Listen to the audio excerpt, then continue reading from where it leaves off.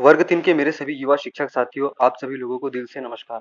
दोस्तों, वर्ग 3 की दूसरी काउंसलिंग अगले महीने से प्रारंभ हो जाएगी। दोस्तों, क्योंकि इसके लिए बहुत ज़्यादा यहाँ पर विद्यार्थियों के द्वारा प्रयास किए जा रहे हैं। और दोस्तों, वर्ग 3 की जो दूसरी काउंसलिंग प्रारंभ होगी, इस काउंसलिंग में क्या यहाँ पर आप लोगों को नया देखने को मिलेगा? पदों की संख्या कितनी होगी? उम्र सीमा क्या रहेगी? अतिथि वेरिफिकेशन का क्या डबल ऑप्शन आप लोगों को देखने को मिलेगा? और इसका कट ऑफ क्या रहेगा? और भी दोस्तों बहुत सारी चीजें हैं, जैसे कि बैकलॉग पद। आइए सभी विषयों पर हम बिंदुवार चर्चा करते हैं। दोस्तों, सबसे पहले हम बात करेंगे यहाँ पर पदों की संख्या कितनी रहेगी। दोस्तों देखिए, वर्ग 3 में पदों की संख्या आप लोगों को बताई गई है। डीपीआई के द्वारा 7,500 पद और ट्राइबल विभाग के द्वारा 807 पद, इतने पद रहेंगे, यानी कि 8,307 पद यहाँ पर पहले से हैं। लेकिन दोस्तों, पद वृद्धि के लिए जो प्रयास किए जा रहे हैं, उन प्रयासों को ध्यान में रखते हुए अगर हम देखें तो न्यूनतम वर्ग 3 की दूसरी काउंसलिंग में लगभग 15,000 पद रहने की संभावना है। क्योंकि दोस्तों, जब भी वर्ग 3 में पद वृद्धि के लिए युवाओं के द्वारा भारी संख्या में पहुंचकर आवाज उठाई गई है, तो पदों की वृद्धि हुई ही है। क्योंकि 9 नवंबर और 19 नवंबर के दिन जो भोपाल में आंदोलन हुए थे, उन्हीं का परिणाम निकला कि 26 नवंबर को आप लोगों को नोटिफिकेशन देखने को मिला। डीपीआई के द्वारा 7,500 पद और ट्राइबल के द्वारा 807 पद। तो 14 मार्च के दिन जो प्रोटेस्ट होगा और शिक्षा मंत्री के बंगले का घेराव होगा, उसके बाद डेफिनेटली आप लोगों को वर्ग 3 में पदों की संख्या में वृद्धि देखने को मिलेगी। दोस्तों, यहाँ पर दूसरा महत्वपूर्ण बिंदु है डीएड वर्सेस बीएड का मुद्दा। क्योंकि दोस्तों, डीएड वर्सेस बीएड का मुद्दा अप्रैल में सोल्व हो जाएगा। यहाँ पर जो फैसला सुरक्षित रखा गया है, वह केवल 90 दिनों के लिए सुरक्षित रहता है। और अप्रैल में, यानी कि अप्रैल में आप लोगों को डीएड वर्सेस बीएड का फैसला देखने को मिलेगा।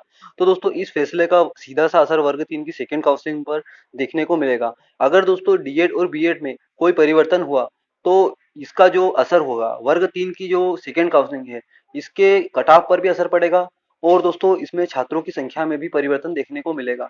तो दोस्तों, उम्मीद है कि जल्द ही डीएड और बीएड का फैसला सुरक्षित रहेगा और डीएड बीएड दोनों पक्ष के साथियों को बराबर लाभ मिल जाए, यही हम लोग भी चाहते हैं।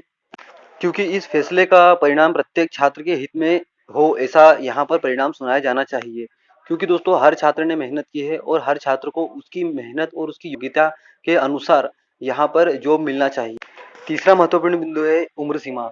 तो दोस्तों, उम्र सीमा के संबंध में अभी डीपीआई आयुक्त अभय वर्मा जी के द्वारा नोटिफिकेशन जारी किया गया था और उसमें स्पष्ट रूप से ये कहा गया था कि 1 जनवरी 2023 तक अगर आप लोगों की 21 वर्ष उम्र है, तो ही आप लोगों को वर्ग 3 की सेकेंड काउंसलिंग में यहाँ पर नियुक्ति मिल पाएगी। अगर आप लोग नियुक्ति से पहले अपनी उम्र सीमा को कंप्लीट नहीं कर पाते हो, तो सेकेंड काउंसलिंग में आप लोगों को मौका नहीं मिलेगा।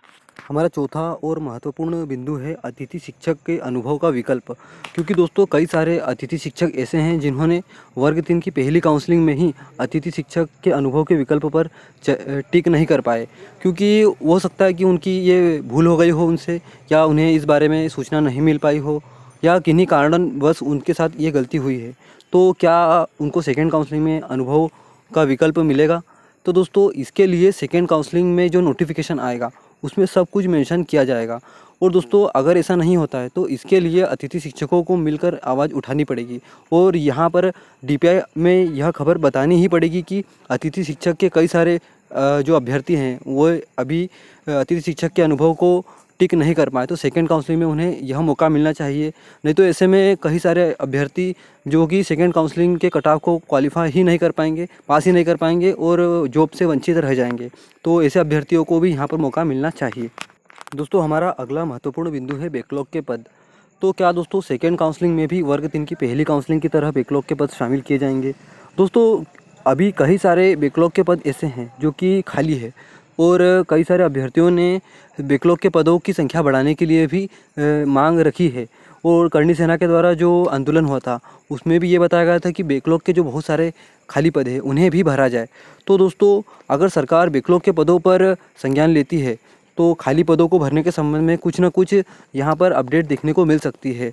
लेकिन दोस्तों, अभ्यर्थियों की ये मांग है कि ज़्यादातर फ्रेश पदों को भरा जाए। तो देखते हैं दोस्तों, यहाँ पर सरकार किस तरह से अपना निर्णय लेती है, और पदों की संख्या में बैकलॉग के पदों को ज़्यादा जोड़ती है या फ्रेश पदों की संख्या ज़्यादा होती है, यह तो केवल सरकार के ही ऊपर है। और दोस्तों, हम लोग ये चाहते हैं कि पदों की संख्या ज़्यादा से ज़्यादा हो और अभ्यर्थियों को भी ज़्यादा से ज़्यादा लाभ मिले। दोस्तों, सबसे महत्वपूर्ण बिंदु हम लास्ट में यहाँ पर पर बात करेंगे। तो दोस्तों देखिए, कट ऑफ के बारे में हर विद्यार्थी के मन में यहाँ पर उत्सुकता बनी हुई रहती है कि कट ऑफ क्या रहेगा, क्योंकि दोस्तों कट ऑफ ही उन लोगों के सिलेक्शन की ओर उन्हें ले जाता है। और दोस्तों कई सारे अभ्यर्थी ये जानना चाहते हैं कि सेकेंड काउंसलिंग का कट ऑफ कितना होगा। तो दोस्तों देखिए, सेकेंड काउंसलिंग का कट ऑफ सेकेंड काउंसलिंग के रोस्टर पर डिपेंड है, और सेकेंड काउंसलिंग का जो रोस्टर है वह आप लोगों पर डिपेंड करता है। क्योंकि दोस्तों 14 मार्च के दिन जो आप लोगों ने अगर ज़्यादा संख्या में पहुंचकर भोपाल में अपनी एकता और अपना बल को प्रदर्शन किया, तो ये मानकर चलिए कि पदों की संख्या में ज़्यादा से ज़्यादा वृद्धि होगी। 51,000 पदों की जो मांग है वह अगर पूरी हो जाती है तो कट ऑफ में बहुत ज़्यादा कमी देखने को मिलेगी। और ऐसे कई सारे अभ्यर्थी हैं जो कि वर्ग 3 में जिन्होंने सोचा भी नहीं होगा, उन लोगों का भी सिलेक्शन होगा। क्योंकि अगर उन लोगों ने इस एग्ज़ाम को क्वालिफाई किया है तो वे इसमें जॉब करने के हकदार हैं, जॉब को पाने के हकदार हैं। तो साथियों, आप लोगों से ज़्यादा उम्मीद भी यह है और आप लोगों से बार बार आह्वान भी यह किया जाता है कि 14 तारीख के दिन आप लोग भारी संख्या में भोपाल में पहुँचे।